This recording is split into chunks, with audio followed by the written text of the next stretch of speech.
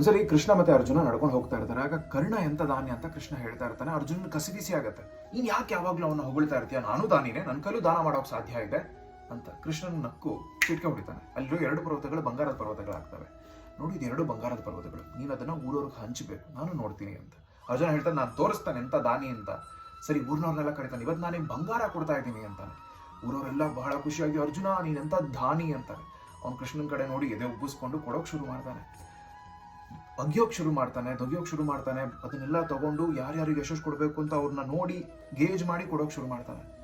ಸುಸ್ತಾಗಿ ಹೋಗುತ್ತೆ. 1 ದಿನ ಮಾಡ್ತಾನೆ, 2 ದಿನ ಮಾಡ್ತಾನೆ, ಆಮೇಲೆ ಬೆನ್ನು ಬರೋಕ್ ಶುರು ಆಗುತ್ತೆ. ನನಗೆ 2 ದಿನ ರೆಸ್ಟ್ ಬೇಕು ಕೃಷ್ಣ, ಆಮೇಲೆ ನಾನು ಮಾಡ್ತೀನಿ ಅಂತಾನೆ. ಕೃಷ್ಣ ನಕ್ಕು ಕರ್ಣನ್ ಕರೀತಾನೆ, ನೋಡಿ 2 ಬಂಗಾರದ ಪರ್ವತ ಇದೆ, ಇದನ್ನ ನೀನು ದಾನ ಕೊಡಬೇಕು ಅಂತ. ಕರ್ಣ ಎಲ್ಲರನ್ನೂ ಕರೀತಾನೆ, ನೋಡಿ 2 ಬಂಗಾರದ ಪರ್ವತ ಇದೆ, ಯಾರ್ಯಾರು ಎಷ್ಟೆಷ್ಟು ಬೇಕೋ ತಗೊಳ್ಳಿ ಅಂತ ಹೇಳಿ ಹೋಗ್ತಾ ಇರ್ತಾನೆ. ಇದು ದಾನ ಅಂದ್ರೆ ಅಂತ ಹೇಳ್ತಾನೆ ಕೃಷ್ಣ.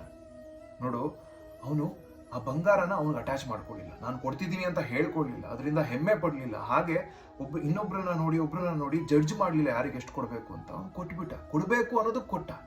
ಅವನಿಗೆ ಅದರಿಂದ ಹೆಸರು ಮಾಡಬೇಕು ಅಂತ ಇರಲಿಲ್ಲ, ಏನೂ ಇರಲಿಲ್ಲ, ಕೊಟ್ಟು ಅವನ ಪಾಡಿಗೆ ನೋಡು ಹೇಗೆ ಹೋಗ್ತಾ ಇದ್ದಾನೆ ನೋಡು.